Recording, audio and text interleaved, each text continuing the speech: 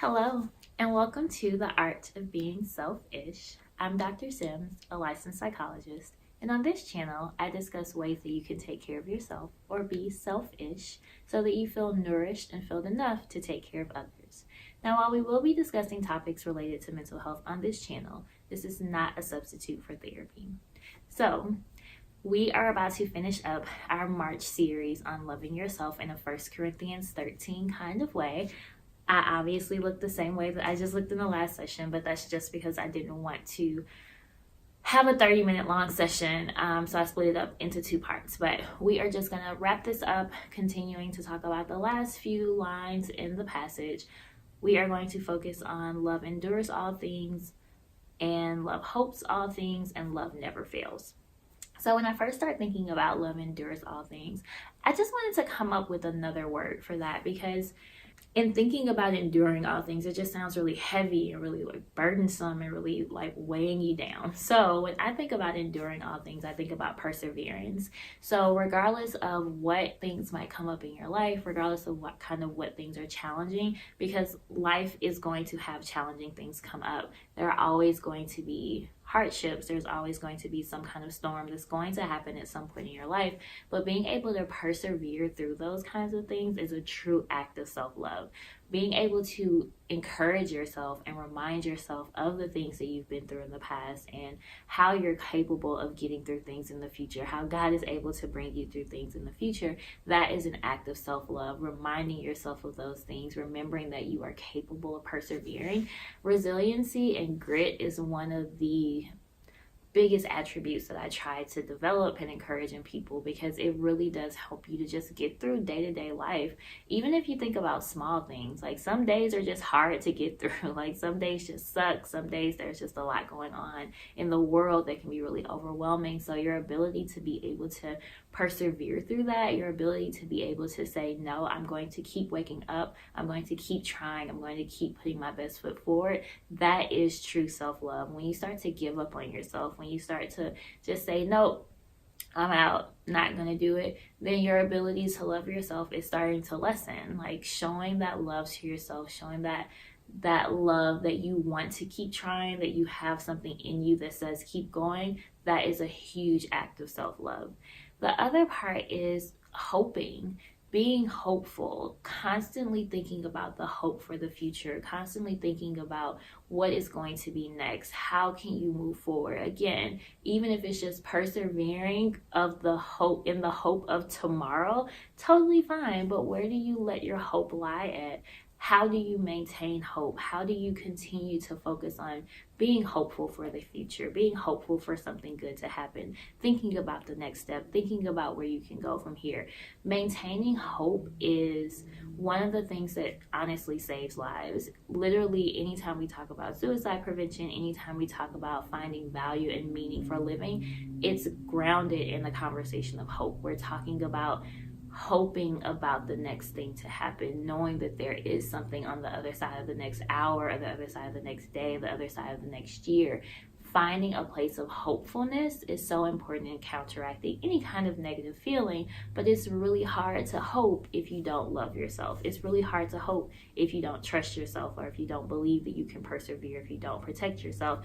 It's difficult to find hope. So the one thing about this scripture, when I think about it in context of self-love, is these things build upon one another. They build up on making sure that you have that solid foundation. In the last session, I mentioned the house, right? We could go through and name how all of these different areas are different aspects of a house, but your house is a place of safety. Your house is a place of comfort, and thinking about the hopefulness that is found in all of those different things, how you can use them to build up to this hope, and maintaining hope for the future is a very important part of loving yourself. And then the last thing that I want to talk about is love never fails. So I recently had a conversation on the podcast with my co-host about failure and what that means. And for me, I don't consider failure to be failure. I consider failure to be an opportunity to learn, an opportunity to grow, and an opportunity to try something else.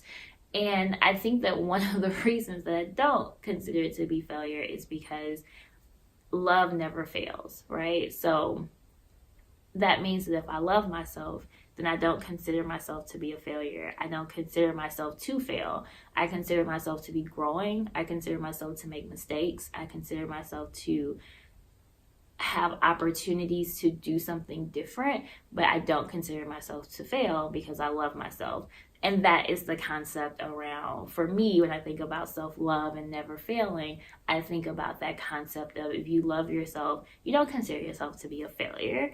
What does that even mean? Like, when you think of the concept of being a failure, that means that your entire being is around failing. And if your entire being is around failing, then how can you have hope? How can you persevere? How can you have boundaries with people? So again, I think that this whole passage and this whole series has just built up to these last few moments and these last few things, because they all play a big part in being able to go into that piece of never failing yourself, never considering yourself to be a failure, thinking about how even if you do fail at things, even if things don't necessarily go the way that you want them to go, that doesn't mean that you are a failure. That doesn't mean that you have failed. That means that you have an opportunity to learn and the opportunity to do something different. If everything went right in your life, you probably would not necessarily learn very much. A lot of times, our failures are the things that teach us the most in life. When things don't go our way or things don't work out the way that we want them to, that is when we learn so much. And if you're able to do that self-reflection, trust yourself, be honest with yourself and not tell lies on yourself, then you will only grow from your failures. So for me, you never fail. You don't fail because you are learning. You're taking that, if you're able to, you're taking that as an opportunity. The only time that you fail is when you don't learn from it or you don't take it as an opportunity to grow. And then to me, that's not loving yourself. Loving yourself is being able to look at a mistake, look at an error, look at something that you wish to change, and actually think about the ways that you can change or think about the ways that you can do different. And that is an act of self-love. So loving yourself is not failing. Loving yourself is not allowing yourself to fail. It is constantly picking yourself up. It's constantly persevering. It's constantly hoping. It's constantly forgiving. It's constantly looking at what is the truth. How do you be honest with yourself? It is all of these things that allow you to never fail when you love yourself. So that's really it. I thought I had a lot more to say about that, but those are kind of self-explanatory, and I just keep going back to how so many of them are intertwined. And if you start from the very beginning and work your way through the scripture and thinking about ways that you can love yourself, I think that it will just give you a completely different perspective around what self-love is, what it means to value yourself, and what worth really means. And if you never, like I said in the beginning, if you never say, oh, I love myself, or oh, self-love, if you never say that, that's totally fine. But are you able to forgive yourself? Are you able to be patient with yourself? Are you able to be kind to yourself?